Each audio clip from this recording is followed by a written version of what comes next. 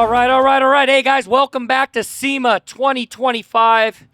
We're on day 2, brother. We're on day 2. Is it only day 2? It's only day 2. My voice is halfway gone. A little bit of SEC cheering on Saturday. I was listening to you walking up with your last interview, and I'm like, oh, you already listened to his voice. I know, it's rough. Hey, you know what? We've had an incredible lineup today, and even though the burn yard's going on, this thing's being streamed out there right now.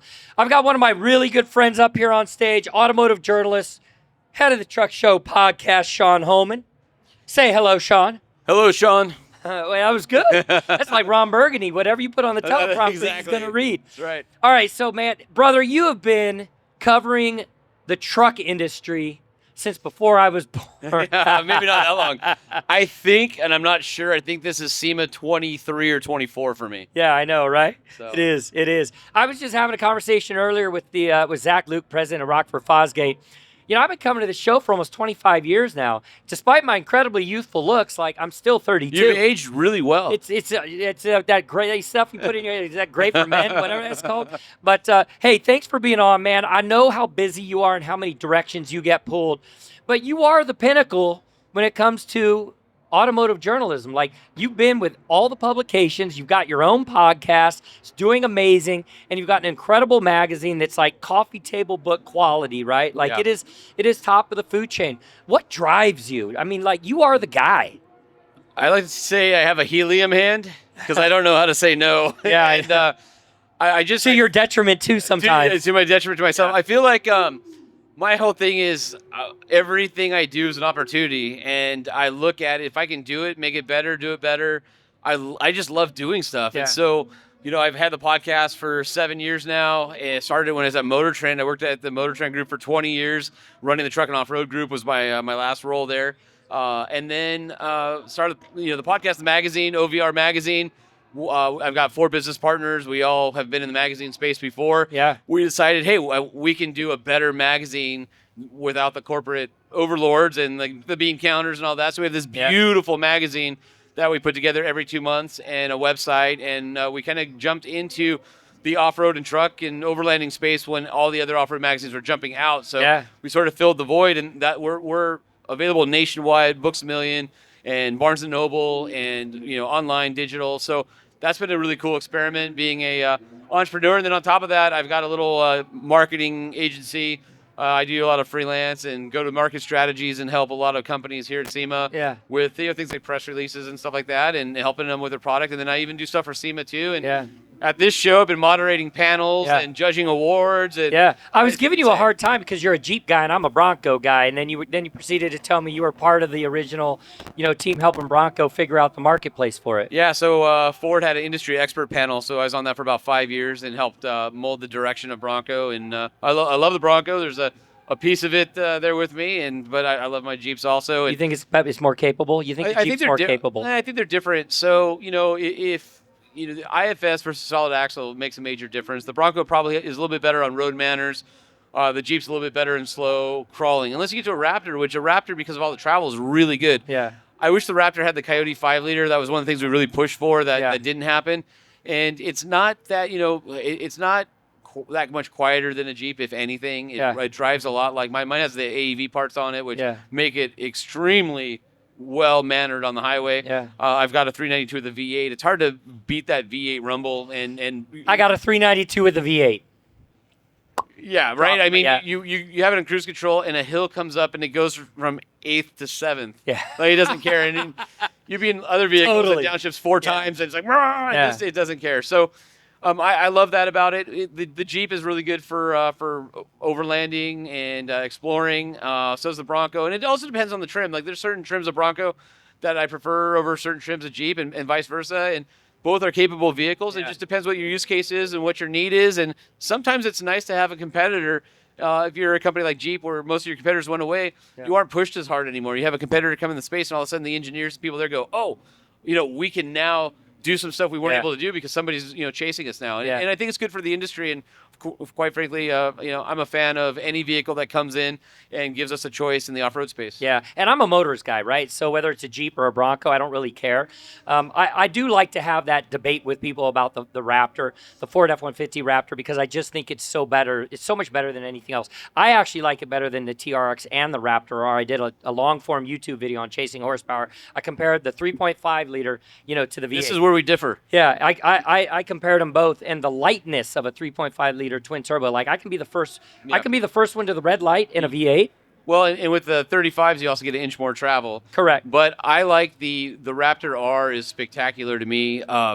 The reason I like it is because it's so docile around town, Yeah. and then you can just hammer it and it comes alive. But you wouldn't know that it's. Oh, I didn't say I didn't like yeah. it. Oh, I do. Oh, Well, I and do I like believe it. on the Raptor R, you get live valve on both sides of You the do. compression and rebound. Correct. So TRX had it on both sides. Live valve was only on the compression side, and so some of the early Fox IBP stuff that was on the Raptor was too soft in most driving. You blow through the travel, and you kind of set it. They kind of set it up where they want to be really good at X miles an hour through the whips, and then you kind of get what you get on either side of that tune. Live valve really helped that out, helped stiffen up, but it really comes alive with live valve on both sides. Now the TRX with the Bilstein E squareds, fantastic, and the processor's a little bit faster on the Bilsteins, and the extruded aluminum bodies are great, and it's amazing that those two vehicles exist. And there's things to like about both of them because they're both outrageous. And the fact that you can get a 700 horsepower truck that's designed to be hucked off, hills and things like that. And it's just like. Hey, you know what you just did right now? This is what Nick does right here. Nick's car guy. This is Nick right here. Nick, Sean, Nick. Nick. You know what he does to me? I'll say something like I just said a minute ago about the Ford Raptor with a 3.5 versus the V8. And then he goes into this whole mechanical engineering discussion about why the V8 is better than the V6. And I sit back and I'm like, man, you're crazy. Like, he just embarrassed me on my own stage. He just went into a 3-minute diatribe on why the Raptor R is better than the regular Raptor. I look at it like this. I saw a marketplace this morning. A dude was selling a 2024 Raptor R for $124,000. And I went, you know what? I'll take my $69,000 regular old Ford Raptor with a 3.5 liter, 500 horsepower motor, and I'll have a good time with it. Whether it's in the desert or no, the biggest issue is the pulling. 8,200 pounds of pulling capacity really kind of sucks. All right, let's talk about some hard news really fast. I'm gonna take you off the beaten path. All right. We're not gonna talk trucks. What? All right, no, we're gonna come back to it in a minute. You're trying to embarrass me now. I just want to hear what your thoughts are on this. So, I just read in Car and Driver this morning that the Chevy Corvette, the C8, right, first one ever offered, first ever Corvette without a manual gearbox, they came out pushing rumors because it's a Tremec transmission. Tremec announcing here they've got a bolt. It fits. It's a bolt-on, a 6-pack. What do you think about that? I think it's rad. It's rad. The only vehicles I've ever bought new that didn't hold have on, a check stick out that dude's hat. That's a Mobile One racing hat right there. That is old. That's good, man. That's old school. That is old school. I like that guy. That's how you represent. All right, go ahead. I was just gonna say the only vehicle I ever bought new that wasn't a stick was my Wrangler 392 because it was offered. Yeah. Everything else was even all my other Wranglers, my Yeah. Honda Civic Si back when I was doing JDM stuff back in Yeah, the day, yeah, my yeah. Ford Ranger FX4 Level 2. I Yeah. mean, all sticks. Everything Yeah. I love driving sticks. So I love the fact that the aftermarket's like, all right, we'll give you guys, even if they won't do it, we'll do it for you. I love that. I also, you just said the aftermarket will give it to you. You know, one thing I really do love is that automakers at the OEM level, they've started offering more aftermarket options with their vehicles. You can buy a Raptor 37. You look at the TRX, right? You can buy a fully kitted out Jeep at the dealership level, and it's going to do anything you want it to Look do. at a Colorado AEV edition. One of my favorite trucks in the market. 35s on a midsize from the factory. It's a phenomenal, I am phenomenal a truck. Ford guy in and out, and Yeah. I will tell you that truck is amazing. Minus one thing: power plant. So I agree with you. It needs power. Well, here's the deal. GM on all their midsize trucks only have 342 gears. Yeah. If you put 410s in that truck, it would come alive. The problem is that GM is really good at forcing up shifts early for economy. Yeah. And there's a little bit of pedal latency and turbo lag. And when you put the 35s, it kind of, gets compounded. Yeah. If they put 410s in that truck, you would love that truck. You would know this as a truck professional and Jeep guy. What percentage of Jeep owners take their trucks off road? I think Jeep's probably higher than the average. I would venture to say it would probably be In the 25% range, maybe more. 25%. Yeah. So that's a good number. I though. think it's a good number. 25% is a solid number. Hence the reason with the I Chevy could Colorado. I could text a guy right now, and I guarantee you he would know that. But this is the answer. This is the answer for the Chevy Colorado. Why give it more horsepower? Why put more behind it when you don't have to? Because the majority of people aren't going to take it off the road. All right, I want to get your take on Ford here at SEMA. A 300 horsepower Maverick. Sold. Really? So Did you like the Lobo? Let me walk through it with you. Ford announces Maverick's coming. I'm like, nope. I'm like, unibody pickup truck. I'm out. I hate it. And then I saw it, drove it, and I went, all right, I hate it a little bit less. Yeah. And I spent some time with it, with a bunch of stuff in the bed. I'm like, all right, this really isn't that bad. No, the bed. Yeah, And then the bed is the cool part. And then the more I spent time with it, what I realized is there's a lot of trucks. Like, let's say you get a F-150 XL. The F-150 is made for a certain price point. When you get an XL, they decontent it to make that price point. And it feels like a more expensive car that's cheap. The Maverick is a unapologetic cheap car that starts is having under fun. 30 grand. It wants to have fun. Like, you look at the plastics and the modeled look to it and the faceted it's all cool. recycled plastic on the inside. But it's cool. The whole point is it's not pretending to Eco-friendly. be anything else than it is. Yeah. And then you get into it, just like the hybrid's cool. Like, okay, for the right set of people and fleet, that's probably great. And then they put the 2-liter turbo in there, and you're going, well, this would be kind of fun because cool. I used to do a trucking magazine back in the day, right? You're like mini truck and sport trucks, and then the Lobo comes out because they come to SEMA and they say, oh wait, all these guys figured out that the Bronco Sport rear drive unit fits in the Maverick, and that the Kuga steering and the ST brakes, and the Ford does. Let's just do it ourselves. Parts bin truck. Then you drive and you go, this is really good. And then the one question everybody on the media drive asked that wasn't answered was, how much more power is it? Oh no, it's just the regular, well, not, I mean, it's 250 horsepower, so it's a lot. But then they're like, well, here's 300 with a 2.3, and you're going, I'm good with it. Yeah. Like, I love that truck. If I didn't have to go off road and I could just have a daily, but I would still need to pick a truck for my mountain bike. Which is the biggest reason. And dudes buy trucks; they're always big. Yeah. And they're just driving to the office. Truck inappropriateness or air haulers, is what I like to call it. So I got to share this story. It's pretty funny. So I bought an F-250, and this is probably 10 years ago. When it was 2013, they came out with the new 6.7 liter. So I had a 2013 because I got it that year, a year later. And I bought it because, as you know, I'm in the RV industry. Like, I'm towing all the time. I'm towing my Ford Bronco, 75 Bronco. I'm towing this old 2002 Keystone Cougar. Like this, it's just all heavy wood, so I'm towing, right? But then the first thing, what do you think I did? 5-inch lift with 37s on it. And all my buddies are like, hey, way to drive the mall truck, buddy. Way to clear those speed bumps. You've got the best truck for it. And I ended up getting rid of that and getting a Raptor, a proper truck, which fits my personality. But let's flip the switch. Let's talk about Ram. And before we get into the trucks, dude, what is going... I interviewed Mark Trussell yesterday. Tim Kaniskis is freaking back. Oh yeah, so the Hellcat Hemi everything guy. People don't realize this. V8 in the Wrangler was a Tim Kaniskis project because Correct. he Yes, came in. was. He was at Jeep for a short amount of time, and then he went out and he started that. And it's funny. I don't know. Maybe I shouldn't tell the story, but for a while, I was really tight with Jeep and the executive team, and then it switches over to Tim. Well, Tim didn't know who I was because he came from the car side. One of the best guys in the automotive. And for those listening, Tim Kaniskis is, for all intents and purposes, he's the CEO of all the brands at Stellantis. He's the top guy at Stellantis, so he's responsible for Jeep, Ram, all of them. And he's the one who put Hellcat and everything. Anyway, he fed me a bunch of kind of off information to see if I was going to leak it, and I didn't. So over a period of time, he trusted me, and he brought me in and showed me the Jeep stuff. And I was like, all right, we'll see if you're worthy or not. And so I built a rapport with him when he was at Jeep, and it was great. And I love the fact that choice is back, and the Hurricane Straight Six is an amazing power plant. Yeah. Even the standard output, it's unbelievable. But there's just something about that Hemi Burble that you can't be replaced, and customers want that, even if it's a little less efficient and a little less power. They want the experience, and some of these new vehicles are so isolated and so smooth, you lose the experience you want from a truck. It's like if I want a luxury car, I go buy a luxury car. Right. But I want there to be a little bit of an edge to the truck. And I firmly believe, like, if you think about the V8 pickup truck, why is the V8 pickup truck and why is the sport truck starting to be hinted at and make change? Because most of the cars, the American driving experience, the muscle cars, most of them V8 rear-wheel drive. You have Mustang. Everything else is gone, right? Yeah. Charger's gone. It may come back. We'll see. Challenger's gone. With the V8. Where's the last place that you can get that traditional body and frame V8 rear-wheel drive driving experience? It's a pickup truck. Yeah. And so I think if Yeah. you're Tim Kuniskis and you're the product planners at Ram, you recognize there's a vacuum in the space that has abandoned the heritage of where the American driver came from. Right. And if they go, we're going to do a V8 powered two-wheel drive or all-wheel drive, rear-wheel drive, whatever, pickup truck, Hemi powered sport truck, and revive some of that 2000s and 90s. They have something there because there's a lot of people who grew up in that era that are probably of our age that couldn't afford a 454 SS or couldn't afford a Ford F-150 Lightning, and it was an aspirational vehicle.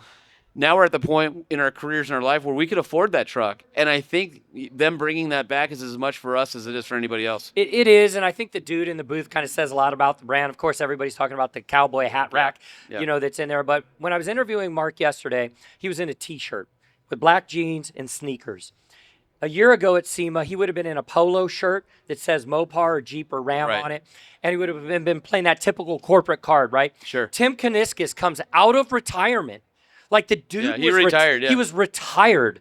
He was riding his Harley, having a good old time, and then the president at the time, who will remain nameless, takes the company 2020, 2021, 22, 23. The company is doing this with sales. 2024 happens, Sean. They bring an electric charger to market, and didn't just sell, but everything else under the brand sells. Then Filosa comes in, new president, CEO, Stellantis as a whole. What happens? They bring Kuniskis out of retirement, and the first commercial played on Sunday. Right. What was it, during football? Yeah. All of a sudden, you hear a commercial, and it's Tim Kuniskis' voice. And he's in it. He did it. Yeah. He did the freaking and if you commercial. look at Ram and Jeep, Stellantis is in the middle of a comeback right now. They actually hired a bunch of people that left. It's not just Tim at the top, but there's a lot of engineers, product planners, and people within. I'll tell you this, knowing that company, there are a lot of the right people in place now who were successful the last time the company was successful, and they're bringing the magic back, especially on the Jeep side. Yeah. You'll see that. There's more coming. And even look at Nissan. Nissan's gone through some really hard times. And look at their presence here at SEMA. Their booth has been unbelievable. Amazing. Packed with people. And to see, they're selling Nismo accessories. Armada. Dude, there's a Nismo Armada. Yeah. Well, there's the QX80 that has a GTR drivetrain in it, which is awesome because the QX80 has an engine derived from the GTR family, but not the They actually put a GTR engine in it and tuned it up to 1,000 horsepower. Yeah. So, performance, enthusiast, all that is no longer a dirty word at Nissan. The right people are in play. They're having some flexibility. I know they're going through a tough time, but they realize they need the enthusiast, and you can see by the products. And then look at some of the announcements. You alluded to the Armada Nismo, which I drove a couple days ago, which was amazing. Yeah. It was on air suspension. Just 22. It was so isolated. Yeah. It felt like this lazy boy, but it had 460 horse, 516 pound-feet of torque. Yeah. It ripped, yet it was super comfortable. And then also the new Roush edition of the Nissan Pro 4 X R is what they're calling it for the Frontier. You get a 2-inch lift, you get Olin's 2.0 coilovers, you get some different trim on it, and some beautiful wheels, and all of a sudden you go, all right, they're getting it, but they wouldn't get it without SEMA. They wouldn't get it without the aftermarket and the people that are here. There's a bunch of companies, and I feel like if you're an enthusiast at an OE, you come here to light that fire, and that keeps great vehicles coming to us. And we're look around at what's available now, and I was part of the group that went with SEMA to Washington, D.C. to overturn the EV net mandate. I had an EV. I'm not opposed to EV, but we shouldn't put our fingers on the scale for technologies that aren't ready yet. There's a place for them. Right. And I'm not poo-pooing EVs at all, but I think the consumer should decide what they want. And now all of a sudden, all the companies that were scared of what was going to be mandated and regulated into existence or into purchasing are coming back with the products that we all begged for. And I love it. I'm looking around the show and I'm going, yeah, all right, we're back. But that's not what the government wants you to hear. They may knock on my door later. They want to force you into it, right? And I think that's one of the big things and you and I, we're a little bit more aligned on our philosophy around electric vehicles. I'll tell you this: I test vehicles every single Tuesday to Tuesday, whatever it is. Yep. I haven't found an electric vehicle that I don't like outside of the charger because putting fake sound in it is pretty stupid, pretty ridiculous. By the way, going back to your Raptor, putting fake sound in the engine is from the engine into the passenger compartment's a no-go anyway. Yeah, Toyota is guilty of that too. Totally hear you on that. When I think about automakers that are here at this show, there's one that seems to be missing, and it's kind of bugging me a little bit. Toyota knocking it out of the park. Massive display where Ford used to be. Yep, big display in there. They've got a hydrogen fuel cell Tacoma, right? Side by side. Yeah, the Scion 01, right? They've got this incredible product in there that they're hedging their bets. They're saying quietly that they're going to bring this thing to market. Well, Toyota has said they want to be the last manufacturer making ICE engines. Yeah, I love That's Toyota. a huge thing. Well, I throw this out. Akio Toyota said this about 5 or 6 years ago. He said, for every one electric vehicle I build, I can build 50 hybrids. Right. Like the math has to exist. Now, there's a saying for that. It's like it's the 660-90 rule or whatever. But there's a place for electric vehicles. Yeah, the problem is the infrastructure. The problem is the politics. That's what the issue is. And you think of like where the rare earths come from, and you think of we don't have enough power capacity for everybody to be an electric. Yeah. We just don't. So like it's part of the tapestry. There's a lot of great technologies out there. We can use all of them. So General Motors, not really here. Not visible. Not visible. What's going on over there, man? I mean, I think there's a lot of people. The silence is telling. It's funny when they said with all of our electric vehicles, no CarPlay, and people were like, oh, that's no good. And now they said no CarPlay in the ICE vehicles either. Yeah. I think it's back, though. CarPlay's back. For now? It's back, man. We were in the E-Ray last week. It was. No. They announced they're getting rid of it. No. Yeah, we go. No, they brought it back. No, CarPlay's done for ICE. No, that can't be. Yeah, is it sad? I just had this conversation a week ago. Yeah. My biggest argument is I'd never buy a General Motors product if it didn't come with Apple CarPlay. Yeah. I jumped in the E-Ray. I knew it didn't have CarPlay, and then all of a sudden I went, wait. I hit the button and the CarPlay works. So you're telling me it's going to go away? It's going away from EV and ICE. And as a journalist, because you're in the same... Fight this. Fine, do it. Let's brawl. We can go Anchorman out in the park with chains later. I'm telling you right now. Here's the deal. I could do a raise of hands. How many people out there have Apple CarPlay? Everyone's going to raise their hand. As a journalist, when we're driving new cars once a week, it's amazing to have CarPlay or Android Auto because you just plug it in and it's the same. And you're done. And you can concentrate on the car and not the crazy. Like most OEs are not good software engineers when it comes to UX and interface. They've gotten better. Like Uconnect is really good. Sync 4 has leaps and bounds ahead of where Sync used to be. But, Apple's a software company, and they just make it so easy to hop in between cars, and all your settings are the same, and I love that about it. Yeah. I'm bummed that they're not here. I haven't really seen Honda playing a role. They're probably somewhere around here. But Honda's here. Yeah, they got the racing in the over in Central Hall. Yeah, I haven't been over there yet to check it out. I have to make sure I go. Passport Trail Sport over there with all done up. Going on. All right, so I know we got to go here in a minute because the burn yard is going to be starting up. Is anything excite you here? Oh, I mean, everything excites me here. Car guy, lifestyle, family. Listen, every time I come to SEMA, friends and family and friends of family and friends of friends of family and all of them, everyone, I can't believe you go to SEMA. I wanted to do that bucket list. Now as an individual, you can come on Fridays and experience it. But it's one of those really special things in automotive-dom, and I try to never take it for granted. It's a grind. It's a lot of work. Seeing all my friends, as you know, I kind of had a little break from the action here this year, and this is my first show back since then. Yeah. And Huntington Beach treats everybody so well. I skateboard and I fell. So I'm back, just seeing all my friends, seeing all the industry people, and it's just always amazing, and to be here with all the people that you really enjoy working with, and set up partnerships for the year, and just people you haven't seen in person in a long time. We're all here. I love it. It's a big family. Beautiful reminder of why we do what we do. And as I was telling you before we came on, that discussion is for another day. They can go to your podcast and hear a little bit more. Everybody in the auto industry that knows you, their heart stopped for about a day and a half. Like everybody went, holy crap, what just happened? And it's a reminder because we're all driving all the time. All the time. I follow you. I follow your family, Denise, everybody. Yeah. Like I know your story. You know my story.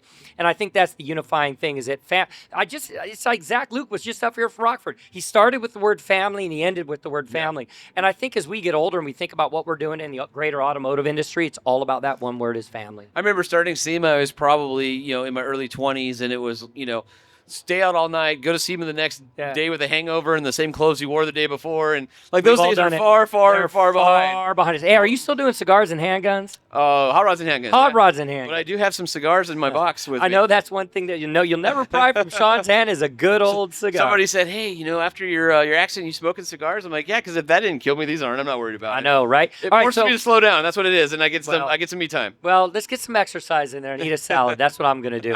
All right. Tell people where they can find you. OVRmag.com, the TruckShowPodcast.com, on social at Sean P. Holman, at Truck Show Podcast, at OVRmag. So I'm all over the place. Yeah, man. Usually if you just turn on your computer and do anything automotive, I'll pop up Yep. somewhere. One of my favorite guys in the industry, guys, Sean Holman, joining us here on the Nexen live stage. Hey, we're going to wrap here for a bit. They got the Burn Yard happening next door with Hoonigan. And if you guys have not scanned this below, you get 4 free tires. Come up here, scan this thing. They're going to announce who the winner is later this week. How many more of these we got today? We got a couple more?